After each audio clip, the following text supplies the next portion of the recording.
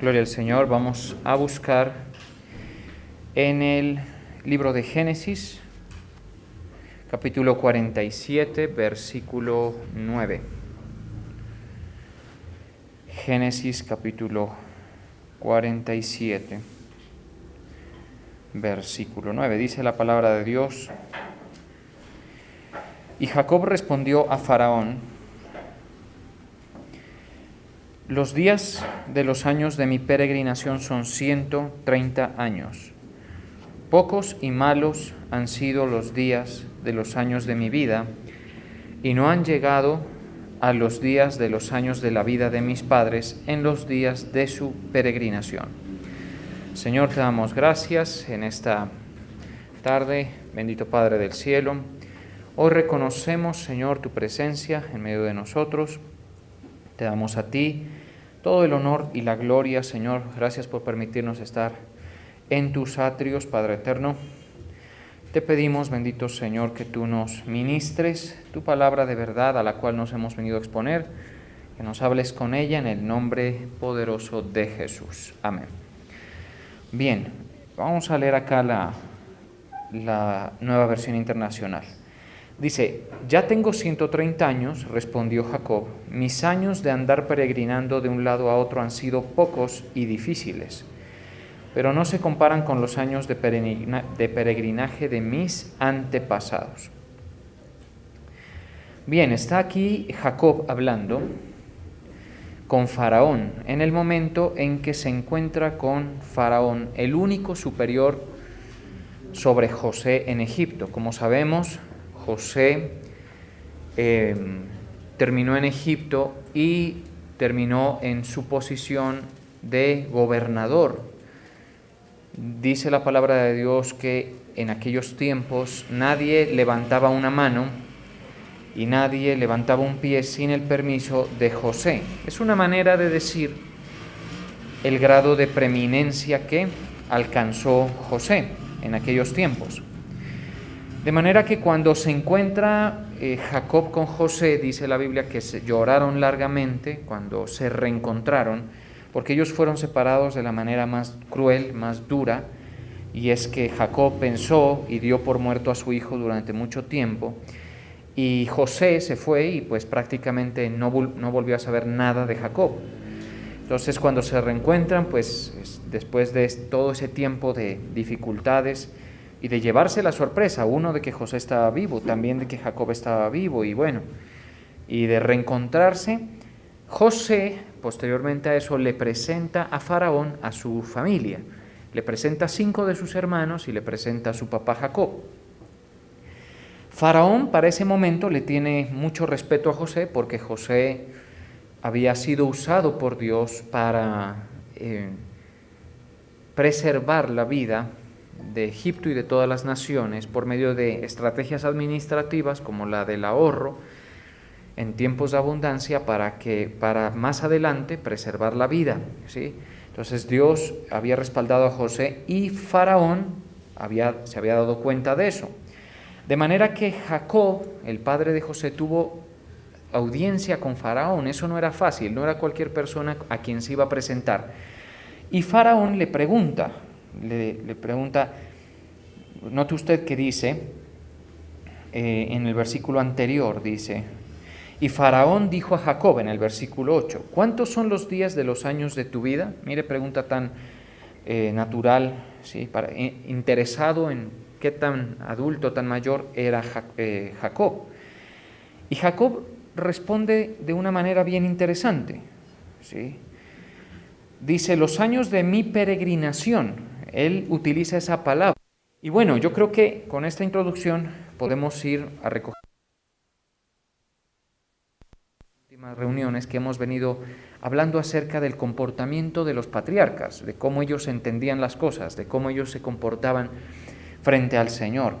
Puesto que esa es la vida o el tipo de fe que de nosotros se demanda, de nosotros se espera. Tenemos la posibilidad de acceder a estos modelos y de relacionarnos con Dios de forma similar o lo más similar posible a la que ellos lo hicieron. Pues ya vimos acerca del temor de Isaac, por ejemplo, ya vimos acerca de la fe de Abraham, de los sacrificios, de la honra que ellos le debían al Señor. Pero aquí usted puede ver que Jacob responde de una manera bien interesante. ¿Cuánto has vivido?, le pregunta Faraón, y Jacob dice: los días de los años de mi peregrinación. ¿Sí? ¿Por qué tiene que complicarse tanto Jacob respondiendo? Bien puede decir: no, mis años son para este momento, dice aquí, 130 años. Y suficiente con eso. Probablemente podemos decir, no le está pidiendo más detalles, pero él se refiere, Jacob, a los años de su vida como el tiempo de su peregrinación. Aquí hay dos criterios. Uno es que se puede estar refiriendo a lo itinerante de su vida, porque pasó una vida muy itinerante. Primero estuvo en Canaán, luego se fue a Padán Aram, estuvo un tiempo viviendo allá, luego se acercó nuevamente a Canaán. Pero si consideramos, Jacob fue, junto con Isaac, bastante más sedentario que Abraham. Abraham sí se puede decir que él pasaba viajando de un lado a otro, recorriendo la tierra de Canaán de norte a sur, y salió de Mesopotamia pues a los años en que el Señor le llamó. Entonces sí era muchísimo más nómada, muchísimo más viajero, digámoslo así, por la voluntad de Dios, Abraham. Estos otros ya no, ¿sí? Sí se establecieron, no con la suficiente estabilidad, digamos, como para quedarse en un sitio, pero ya estaban en Canaán. Isaac ya estaba en Canaán. Entonces su movimiento no era tanto.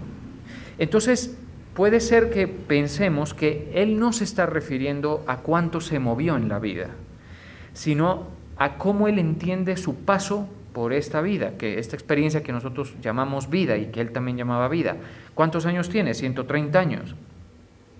Y él dice: los años de mi peregrinación son 130 años. Entonces se está refiriendo a, en general, cómo él entiende la vida. Y él utiliza un término que es peregrinación. Eso indica que un peregrino es una persona que está transitando de un lado a otro, viajando, con un destino por alcanzar aún, en unas jornadas de movimiento y en unas jornadas de avance, ¿sí?, hacia el destino que va a alcanzar o pretende alcanzar. Es un peregrino, es un viajero, pero podemos decir aquí, cuando se refiere a la peregrinación, está diciendo: tengo un objetivo que alcanzar, voy a llegar a un lugar.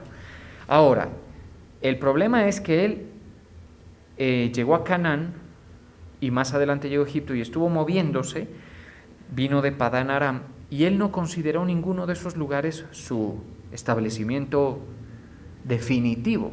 Él está diciendo aquí: mi peregrinación, él entendía la vida como un constante viaje que nunca termina, y que el verdadero destino final y destino definitivo, ¿sí?, es cuando la gente muere, ¿sí?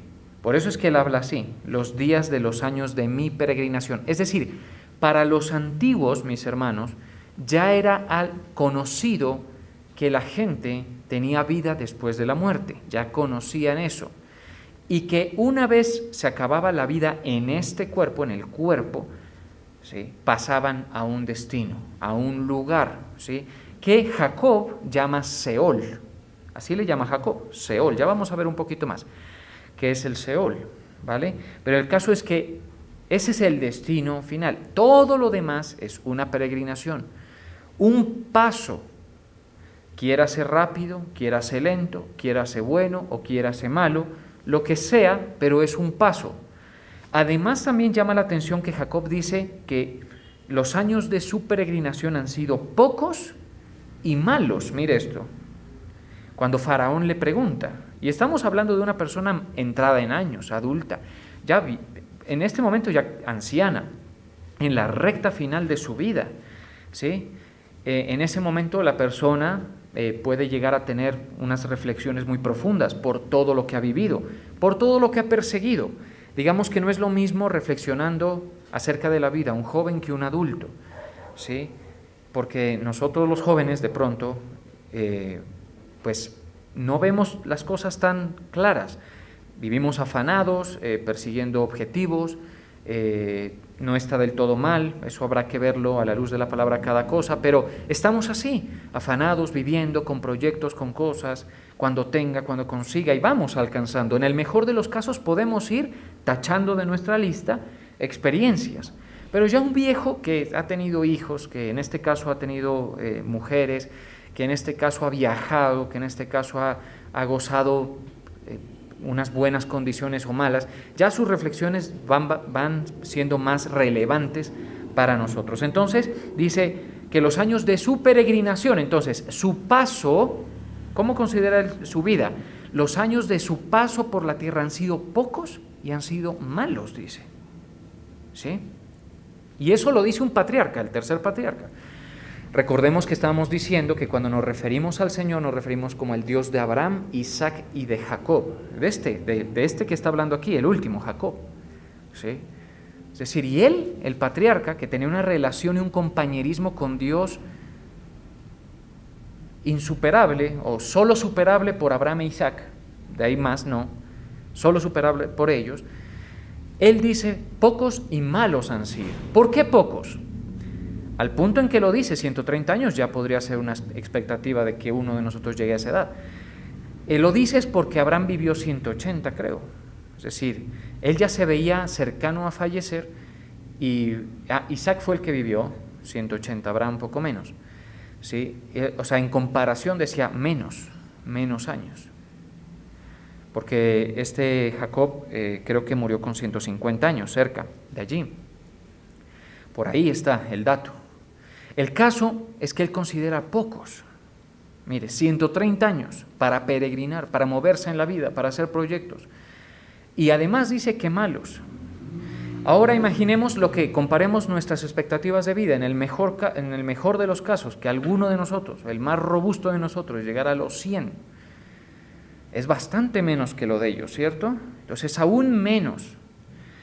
Igual la perspectiva de un creyente como usted, un creyente como yo, debe ser la misma. Estamos de paso, estamos peregrinando aquí en esta tierra. Y vamos a un destino eterno, a un destino definitivo, espiritual ante todo, que ya vamos a ir mirando. Ahora, ¿qué tan bueno, qué tan malo ha sido su paso por la vida? En el caso de Jacob dice malo. ¿Por qué dice malo? Podemos pensar que cuando él reflexionaba sobre su vida dice, no, pues yo me pasé la vida trabajando para Labán, una gran parte de mi vida. Me tuve que alejar de mis padres. Me robó Labán más de una vez, me cambió el salario. Viví expuesto, como él mismo dice, al calor del sol y al frío de la noche. Me casé con mis mujeres y me metieron una que no quería. En ese momento funcionaban unos métodos muy diferentes a los que hoy tenemos. Tuve hijos que me dieron problemas, por ejemplo. Tuvo Rubén profanó el lecho de su padre. ¿Sí? Más adelante, José es vendido y él lo convencieron pues de que estaba muerto, durísimo. O sea, una vida llena de amarguras, en medio de ellas siempre el respaldo de Dios. ¿Estamos de acuerdo? Siempre el respaldo de Dios. Por eso es que él dice, si el Dios de Jacob, el Dios de Abraham y temor de Isaac no hubiera estado conmigo, o sea, la vida de Jacob hubiera sido muchísimo más difícil, podemos pensar, sin el Dios de Abraham y el temor de Isaac. ¿Sí? Sin eso. Pero aún así tuvo muchas amarguras. Más adelante le violan a una hija que tuvo, a Dina. Los de Siquem la violaron. ¿Sí?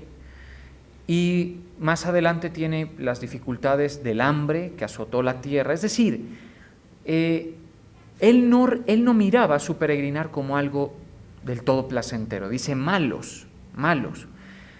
Pero él no está enfocado en el pasado. Lo dice porque Faraón se lo pregunta. Él está enfocado en el futuro y se lo voy a probar, porque él le dice a José, prométeme que cuando tú salgas o ellos salgan de esta tierra, vas a sepultarme en la tierra de mis antepasados. ¿Qué tiene que ver eso? Es la tierra de la promesa, hacia donde Dios lo quería llevar. ¿Estamos de acuerdo? Es decir, él no estaba pensando tanto en lo malo o bien que lo pasó, sino Faraón se lo preguntó y él dijo mal. Ahora, nosotros, mis hermanos, vivimos una forma de entender las cosas y una forma de vida muy pendiente de garantizar lo mejor posible para nosotros en esta tierra, y eso nada tiene de malo. Ya le voy a decir que hay un pormenor allí, porque si bien nada tiene de malo, en un exceso sí puede ser negativo. Nosotros esperamos o tratamos de tener una vida de acuerdo a nuestras expectativas, dentro de nuestro control. Nadie de aquí, ninguno queremos llegar a viejos diciendo qué mala vida he tenido. Y creo que muchos de aquí pueden decir, yo he tenido una buena vida o una mala vida. Júzguelo usted mismo, usted tiene que analizar eso, si ha tenido una buena vida o una mala vida. Lo cierto es que el peregrinaje de aquí, sea muy bueno, sea intermedio, combinadito, digamos, y sea malo, no debe a nosotros concentrarnos tanto, absorbernos tanto como para que nosotros la consideremos definitiva esta experiencia, para que la consideremos lo único que importa, para que lo consideremos lo más relevante. Porque si nosotros consideramos esta vida como lo más relevante, le voy a decir lo que le va a pasar. Usted va a querer salvar su vida en todas las circunstancias de su vida. Es un término bíblico, salvar su vida. Usted va a querer tener sus experiencias, que nada le afecte, que usted logre sus expectativas, que usted no le vaya mal. E insisto, eso no está mal en cierta medida, pero cuando nosotros nos obsesionamos con eso, ¿sí?, como quien su más preciado tesoro es lo que vive hoy, ahí es donde erramos, por no tener la perspectiva de que aquí no vamos a quedarnos y que usted, no importa lo bien que viva en este viaje, si su destino eterno es negativo, no va a quedar memoria, no va a valer la pena lo bien que usted la haya pasado en esta tierra.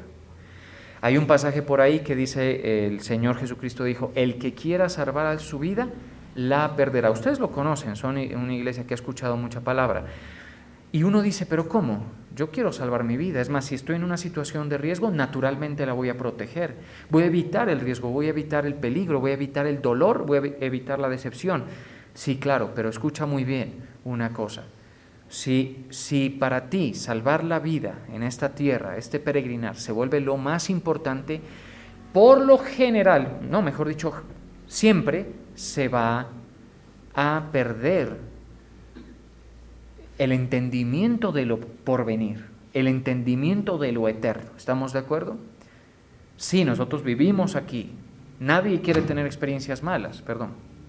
Ninguno de nosotros quiere que le vaya mal ni nada. Hacemos proyecciones para eso, pero ya tú tienes resuelto el destino final. Esa es una pregunta, porque si no es así, pues tú puedes pasar muy bien en esta tierra, pero quedar completamente decepcionado, confundido y avergonzado cuando llegues al lugar definitivo, que es el destino espiritual, al cual usted y yo en algún momento nos tendremos que enfrentar. Entonces, así lo entiende Jacob, note usted, el tiempo de mi peregrinación, y dice, han sido malos los años de mi vida.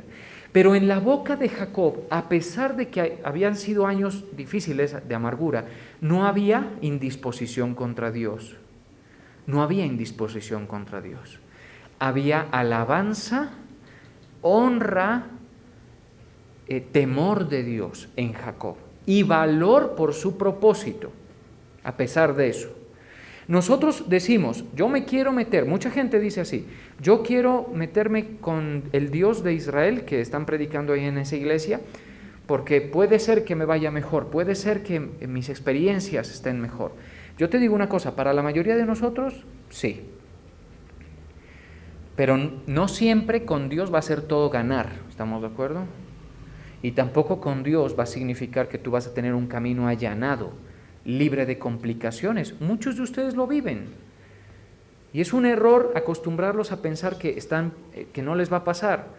Muchos de ustedes tenían su familia o tienen su familia y son creyentes y les han sucedido cosas inesperadas.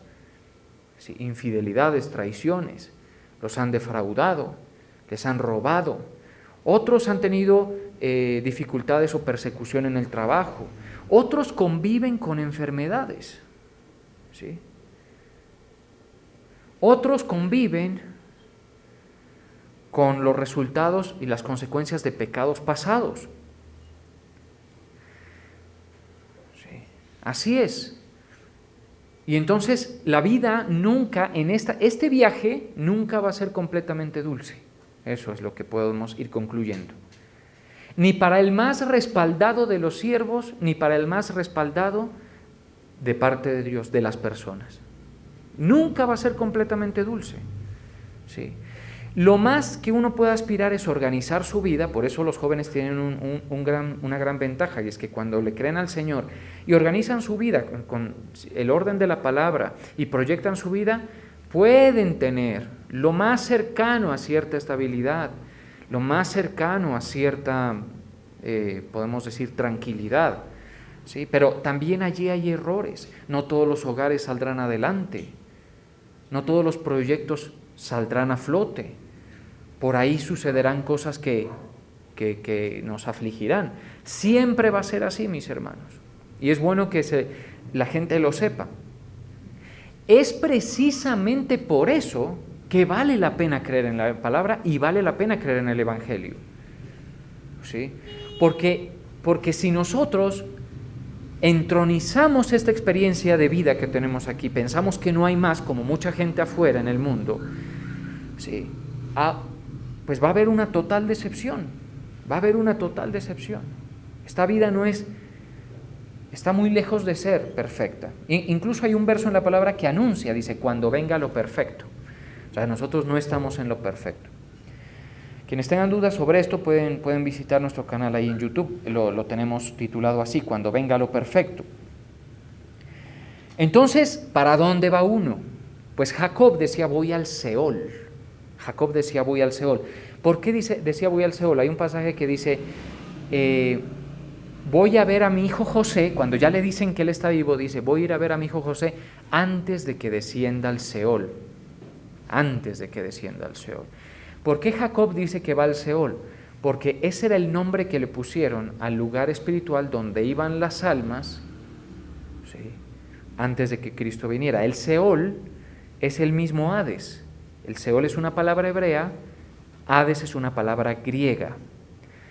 Es un lugar, mis hermanos, que según la Escritura queda debajo de la tierra, más o menos en el centro de la tierra, que tiene como unos compartimentos. Uno era el seno de Abraham. El seno de Abraham era donde bajaban las almas de los justos, ¿sí?, a reposar de sus obras, pero ausentes de Dios.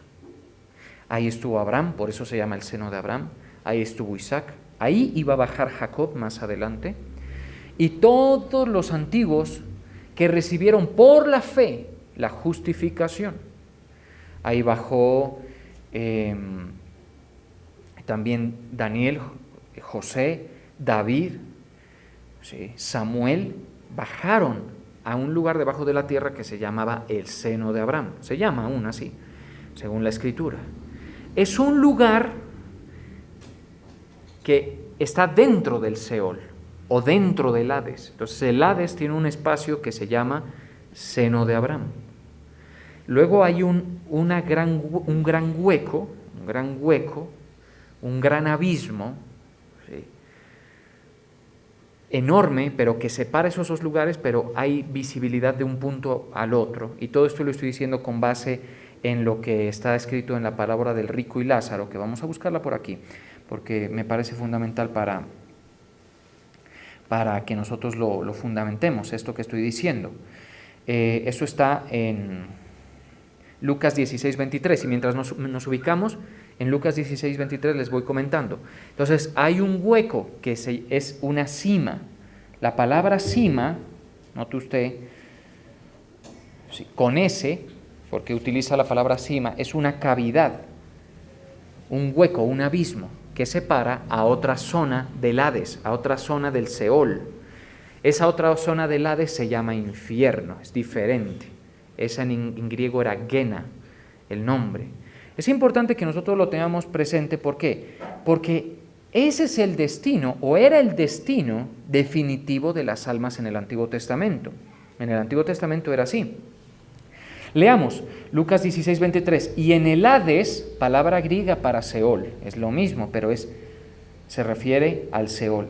Y en el Hades alzó sus ojos, y estando en tormentos, note usted, 16, 23, estando en tormentos, y vio de lejos a Abraham y a Lázaro en su seno, los vio de lejos. ¿Dónde estaba este rico? Estaba en el infierno, que es dentro del Hades y tiene visibilidad con el seno de Abraham. Dice, alzó sus ojos y estando en tormento. Se piensa que está un poco ligeramente elevado el seno de Abraham sobre el infierno. En el seno de Abraham hay reposo relativo y en el infierno hay tormento. Por eso dice, y estando en tormentos. Ahora, estas son palabras del Señor Jesucristo. O sea, yo les estoy trayendo esto y yo sé que ustedes muchos lo saben. Pero es importante que lo sepamos porque esto es lo que hace que entendamos la vida como un peregrinar en lo que el mayor de los logros que podemos tener en esta vida es haber asegurado nuestro destino eterno. Eso sería el mayor de nuestros logros. ¿Estamos de acuerdo? Si una persona piensa que aquí acaba todo, que cuando uno muere acaba todo, pues ahí sí échese usted a gozar la vida lo que pueda gozar, lo que usted el tiempo que tenga, si goza de salud, pues aprovéchela, haga todo lo que le venga en placer y venga en gana, como se dice. Pero eso es una perspectiva antibíblica. Y si una persona vive en una perspectiva antibíblica, no puede denominarse cristiano y mucho menos salvo y mucho menos relacionarse con el Dios de Israel. ¿Estamos de acuerdo? En una perspectiva antibíblica.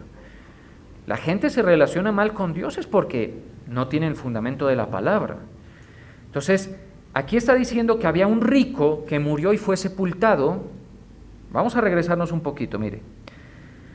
Ya lo hemos leído varias veces, pero no está de más.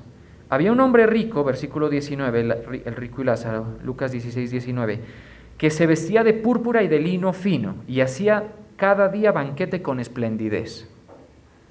¿Mejor que ese rico será que nosotros le estamos pasando? Seguro que no, ¿cierto? Usted sabe nosotros sabemos lo que es el corrientazo en Colombia, ¿no? El almuerzo corrientazo, ¿cierto? Bueno, ¿quiénes lo comen de vez en cuando? A ver, con honestidad. Ya que les da vergüenza, yo soy el primero. De vez en cuando me pego mis corrientazos, ¿sí? Lo hacemos ¿por qué? Por economía, por desbarar el tema de la comida y todo eso. Cuando yo recién me casé, le pegué muy fuerte a eso, ¿sí? Estábamos construyendo todavía la economía familiar y vimos necesario. Ya yo no podía estar comiendo en restaurantes gourmet y como de pronto estaba acostumbrado con mis padres. Entonces compré etiquetera con mi esposa y le pegamos al corrientazo fuertemente en aquellos tiempos. Lo que les trato de decir es que este rico, en contraste a nosotros, comía todos los días banquete con esplendidez. Eso es como que lo atiendan en un hotel 5 estrellas, le pongan al frente los más ricos manjares, que coma al gusto, que coma a las horas que quiera y todo eso. Y se vestía sobresalientemente bien, porque esos vestidos de púrpura y de lino fino eran de altísima calidad en aquellos tiempos, hasta ahora lo son, pero en aquellos tiempos más. ¿Qué tal esa experiencia? ¿Qué tal ese peregrinar? Mire, hay gente enferma con el tema de ser ricos, persiguiendo y buscando tener o lograr este tipo de esplendor, este tipo de comodidad, ¿sí? Por eso hay cuentas en redes sociales que dicen mentes millonarias, aprende cómo generar ingresos y todo. Todo gira en torno a eso, obtener comodidad. ¿Y qué pasa si lo llegas a obtener? Supongamos que entre nosotros hubiera alguien, por vía de los negocios, que llegara a obtener ese confort. ¿Se puede? Sí, claro, hay gente que los tiene. En esta tierra hay gente que lo tiene, ese confort, que no come nunca barato, que paga para que le cocinen todos los días, chefs reconocidos en su propia mesa, en su propia cocina, solo para ellos. ¿Sí? Las eminencias del fútbol están allí, las eminencias de diferentes deportes, las eminencias de las élites financieras del mundo. ¿Sí? Ahí están, las familias más ricas del mundo, ahí están. Ese tipo de experiencia tienen. ¿Qué tal ese viaje? Uy, pastor, pues es bueno, claro, es bueno. Pero ¿qué pasa si el destino es completamente diferente? Y eso le pasó al rico. Dice, había también un mendigo llamado Lázaro que estaba echado a la puerta de aquel lleno de llagas y ansiaba saciarse de las migajas que caían de la mesa del rico. Este sí le fue mal. Ese peregrinar del mendigo, ese sí fue terrible. ¿Estamos de acuerdo? Aún los perros venían y le lamían las llagas. Es de esas personas que causan lástima y rechazo al mismo tiempo. Sí. Ese fue su peregrinar. Por eso es que nosotros en cualquier caso estamos viviendo un peregrinar aceptable, ¿no cree usted? Estamos viviendo un peregrinar aceptable, algunos mejor que otros, pero es nuestro peregrinaje. Aconteció que murió el mendigo y fue llevado por los ángeles al seno de Abraham. Murió el mendigo y fue llevado por ¿quiénes? No se olvide de eso, porque eso sucede cuando el alma muere. Ángeles vienen a recogerlo para llevarlo a su destino eterno, si es, en este caso, el seno de Abraham, o bien si es el otro, el infierno. Si es el infierno, no vienen ángeles, sino estos demonios. ¿Sí? Entonces dice, y al seno de Abraham. Entonces lo bajaron, los ángeles lo bajaron al Hades, pero al espacio del Hades que se llama el seno de Abraham, el cual tiene visibilidad con las llamas del infierno. Eso es lo interesante del asunto. ¿Está usted consciente de eso, iglesia? Porque en eso radica el Evangelio, de eso es que nos viene a salvar el Señor. Y esa es la forma correcta de entender este peregrinar. Y dice aquí, y aconteció que murió el mendigo, y dice, y murió también el rico y fue sepultado. No entra en más detalles, su cuerpo fue sepultado. ¿Cómo así? ¿Pero su cuerpo tiene conciencia ya? No, es el alma. En el versículo 23 dice, y en el Hades alzó sus ojos. Él estaba en el Hades, en la zona que es el infierno. Alzó sus ojos, estando ¿en qué? Tormentos. Ya es diferente. Ya es un lugar donde el alma es atormentada. ¿Y cómo debió ser para el rico tener esa experiencia de sufrimiento tan fuerte cuando tuvo una vida tan placentera? Él dice que vestía con esplendidez y que todos los días comía con esplendidez. Y en el Hades alzó sus ojos estando en tormentos. El tormento proviene de muchos aspectos. Miren, vamos a detenernos un momento aquí. ¿Por qué el infierno es un lugar de tormento? Lo primero es que es un lugar donde no hay para nada presencia de Dios. De una forma en que le dé al hombre gozo, paz, calma, sentido de quién es, ¿sí? No hay presencia de Dios. Eso es un rasgo del infierno. Parece ser, según lo que dice aquí, que también hay un calor extremo. No sé si ustedes saben que cuando uno cava la tierra, entre más adentro entra, más sube la temperatura. Dicen que casi en el núcleo de la Tierra son 11.000, 20.000, de 11.000 a 20.000 grados de calor. Si el infierno está allí, imagínese el asunto. Ahora, muchos dirían, intelectuales podrían decir, no, es que eso mata a cualquiera. Pues el alma no. El alma no muere en esas condiciones. El alma sufre esas condiciones sin morir. Qué cosa tan interesante. El cuerpo sí moriría fácilmente, con muchísimos menos grados, pero el alma no. Entonces el tormento viene de ahí. El tormento viene de la sed, de la sensación de desesperanza, de cautiverio, de oscuridad. Sí. Eso es lo que sucede en el infierno, iglesia. Y usted me dirá, bueno, pero yo ya soy salvo, pero la gente que te rodea, ¿sabe eso? ¿Sabe eso las cosas? Mucha gente quiere darse placer en este mundo y hay gente entre familiares de ustedes que están rechazando vivir en el temor de Dios y según la fe en el Evangelio, por darse placer, por gozar de las experiencias de la vida, desagradando al Señor. Pero el problema no es que lo desagraden, porque en cierto aspecto todo lo desagradamos. El problema es que no han creído el Evangelio, no han creído que ese es el destino. Si no se arrepienten y creen en el Evangelio, en Jesucristo. ¿Estamos de acuerdo? Tengo que decírselos. ¿Por qué? Porque nosotros Nosotros tenemos dos opciones: ser salvos y vivir insensibles a lo que Dios ya hizo en nosotros. Si ese es el caso, también vamos a ser insensibles frente a lo que la gente va a su destino eterno. Sí. Yo sé de gente que ora todos los días por sus familiares que están perdidos. Eso debes hacer tú si eres salvo. Y si no eres salvo, apresúrate a arreglar tu problema eterno, porque no importa lo bien que lo pases en este peregrinar, eso es lo que va a pasar. ¿Estamos de acuerdo? Ahora, nosotros no tenemos 130 años. Nosotros, por bien que nos vaya, 80, 90, 100 cuando mucho. ¿Estamos de acuerdo? Uy, pero es tiempo. ¿Qué tiempo va a ser eso? Trabajar toda una vida. En realidad, la visión del patriarca es correcta. Todos los años de esta vida, de este peregrinaje, son malos y cortos. Aun cuando uno le vaya muy bien.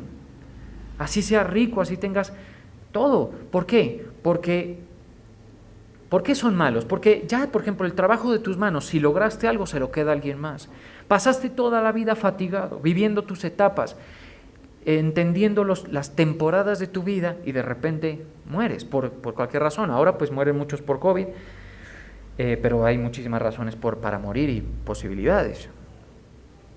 Entonces, la gente que está a tu alrededor sabe esto porque ese es el destino. ¿Estamos de acuerdo? Y nosotros debemos recordárselo a la iglesia. Yo cada vez que me acuerdo de esto pienso, y bueno, digo tal persona, pienso en tales personas. Porque ese es nuestro deber, ¿estamos de acuerdo? Pero si tú no eres salvo, y usted me dirá, ¿cómo sé si soy salvo o no? Tú eres salvo cuando eres persuadido del Evangelio, cuando has creído que Jesucristo pagó para que tú no fueras a ese sitio. ¿Sí?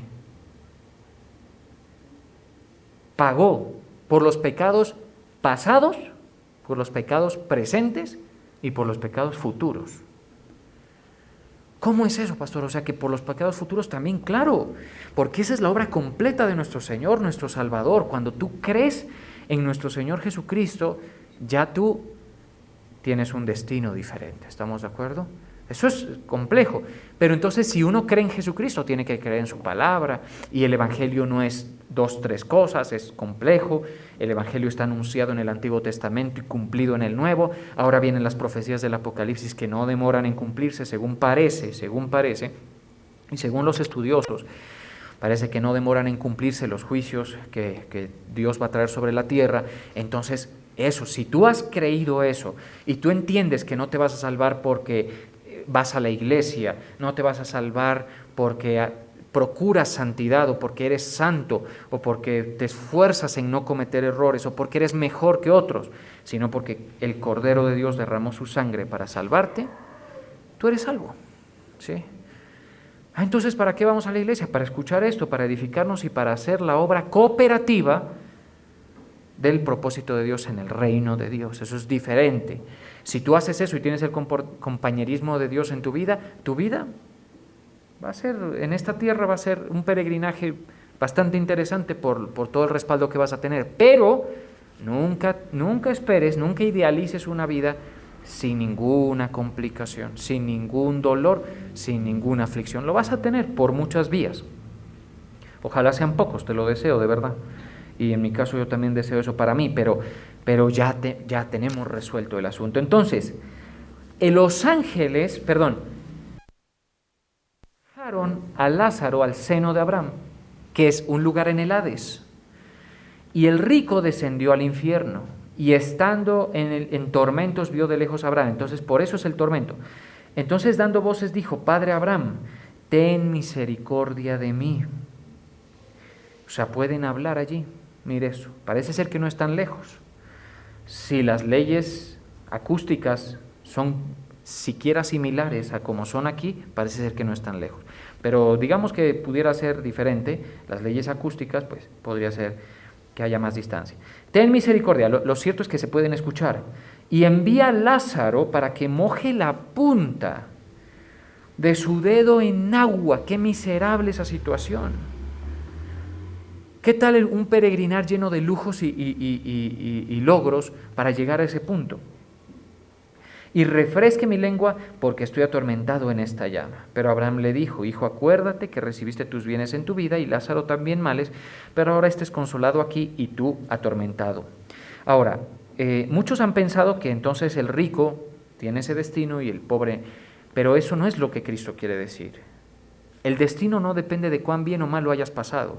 Lo que el Señor quiere dar con esa parábola es lo importante del contraste: el que vistió con esplendidez y comió muy bien y la pasó muy bien y ahora está en el infierno, y el que la pasó muy mal y ahora es consolado. Eso es lo que quiere mostrar. Pero realmente, mis hermanos, uno va a uno o al otro destino dependiendo de si es o no justificado delante de Dios. Y usted y yo somos justificados cuando creemos en Jesucristo. Si no, el destino es el infierno. Ahora, ¿qué pasó con el seno de Abraham? ¿Qué pasó? Porque el seno de Abraham en este momento está vacío. Esa es una situación que está pasando ahorita. El seno de Abraham quedó vaciado. Cuando Jesucristo murió, dice que Él descendió a los lugares más bajos de la tierra. Por eso decimos que el Hades está allí, en los lugares más bajos de la tierra. Efesios 4:8 dice: por lo cual dice, eso es algo que dice la Escritura, subiendo a lo alto llevó cautiva la cautividad y dio dones a los hombres. Y eso de que subió, ¿qué es? Sino que también había descendido primero a las partes más bajas de la tierra. O sea, Cristo, cuando murió, descendió primero a las partes más bajas de la tierra. Por eso le dijo al ladrón: hoy estarás conmigo en el paraíso. El seno de Abraham es el paraíso, uno de los 3 paraísos que hay. ¿Estamos de acuerdo? El primero fue el Edén, el segundo es el seno de Abraham y el tercero es el tercer cielo, donde nosotros vamos. ¿Sí? Y se los llevó a los que habían creído, a los justos de las generaciones pasadas. Algunos resucitaron en aquella época y salieron a la tierra y luego fueron al cielo. Yo sé que me estoy metiendo en unos temas un poco, podríamos decir, son como recovecos de la Biblia que no muchas veces se mencionan, pero así es como sucede. El seno de Abraham entonces está vacío, el infierno sigue ocupado y el abismo es el lugar de los demonios. Ese espacio, esa cima, es el abismo, el lugar de los demonios, el cual Dios, el Señor, tiene la llave. Ahí hay un rey que se llama el destructor, el Abadón, Apolión en griego, ¿sí? De esos van a ser liberados unos cuantos en la gran tribulación. Entonces, estas cosas, mis hermanos, que son verdades espirituales, por lo menos nosotros deben estar bastante claras, ¿sí? Lo suficientemente claras, y si el Señor permite profundizaremos en eso, aunque hemos venido hablando de eso, para entender lo que el Señor hizo. Ahora el alma que muere en Cristo Jesús es llevada por los ángeles de una al cielo. Ese es el alma. Entonces, eso es, en la peregrinación tuya o mía, de nada importa si fue buena o fue mala. Si tú quieres preocuparte por eso, hazlo en la medida justa, en la medida bíblica, ¿sí?